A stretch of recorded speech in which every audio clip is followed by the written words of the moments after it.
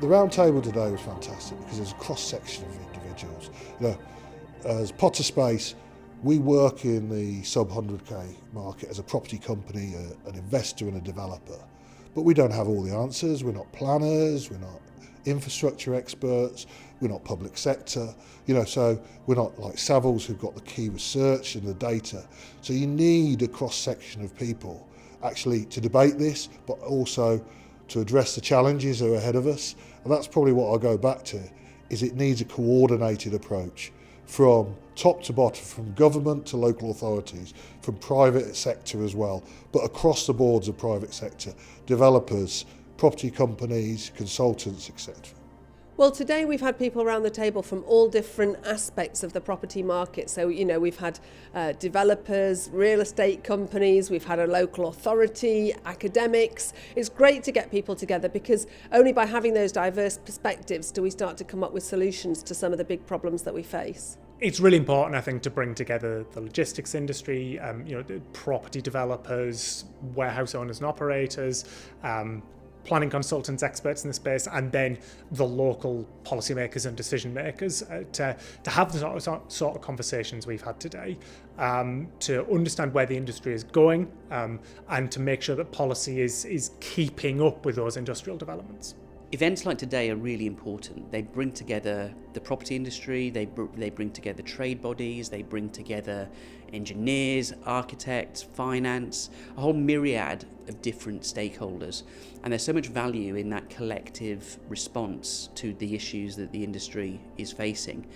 It's incumbent on everyone who took part in this roundtable, and the media organisations that we work with as well, to make sure that that message is disseminated to the people who need to hear it most.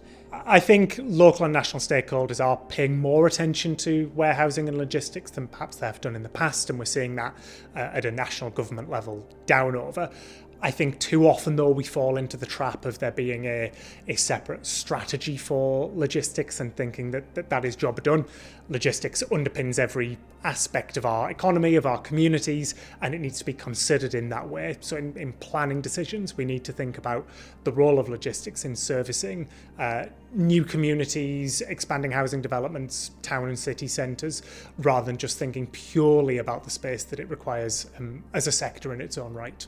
Planning reform has been talked about as long as I've been in the industry, and really, there has been tinkering around the edges, and no government of any colour has really grasped the mettle in terms of changing planning policy to make it more favourable for people to bring forward development that contributes to large-scale growth.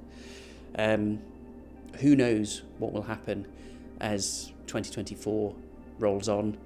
We may or may not see a change of government, and that may or may not lead to wholesale change in the planning system. I&L is not all about big boxes, despite the fact that that's mostly what we hear about. Just as small businesses versus big businesses, 95% of the I&L market operates out of warehouses that are less than 100,000 square feet. I think things could definitely be better. I think there's a lot of consensus from the property industry of how to improve things. I think we are stumbling in this country of marrying up land use needs with infrastructure. That both need to be, it's not just what is my housing needs in a local authority, what is my infrastructure needs in a local authority. We need to plan at a wider regional and national basis as well, and actually marry land use planning with infrastructure, because we're not going to improve a lot of this infrastructure without the investment in that from the property industry, so they're very interlinked.